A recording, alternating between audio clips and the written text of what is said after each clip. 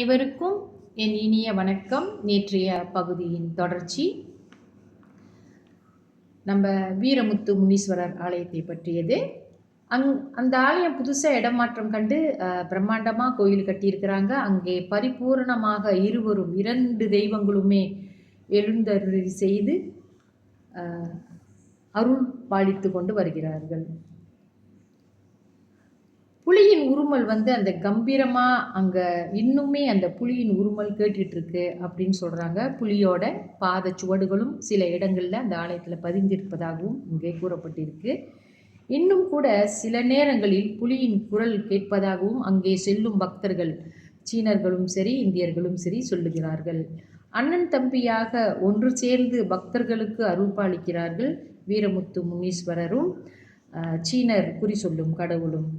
2 இனத்தின் ஒற்றுமை காக்கும் கடவுளாக திகழ்கிறார்கள் அந்த ஊரிலே இந்த 2 தெய்வங்களும்.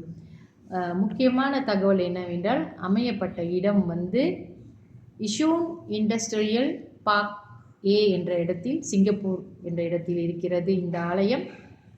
முனீஸ்வரருக்கு தமிழ் மற்றும் இந்து கலாச்சாரத்தில் காவல் தெய்வமாக வழிபட்டு வருகிறார்கள்.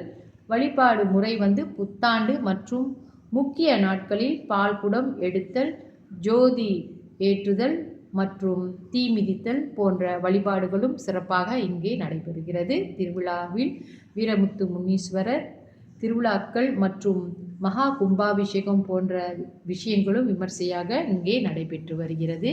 தீமிதியும் இங்கே நடக்கிறது. இந்த கோயிலில்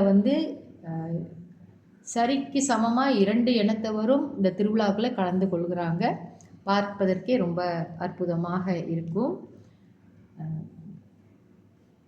சந்தர்ப்பம் கிடைக்கிறவங்க இந்த கோயிலுக்கு போயிட்டு வாங்க.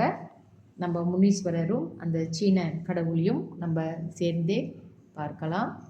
நன்றி, வணக்கம்.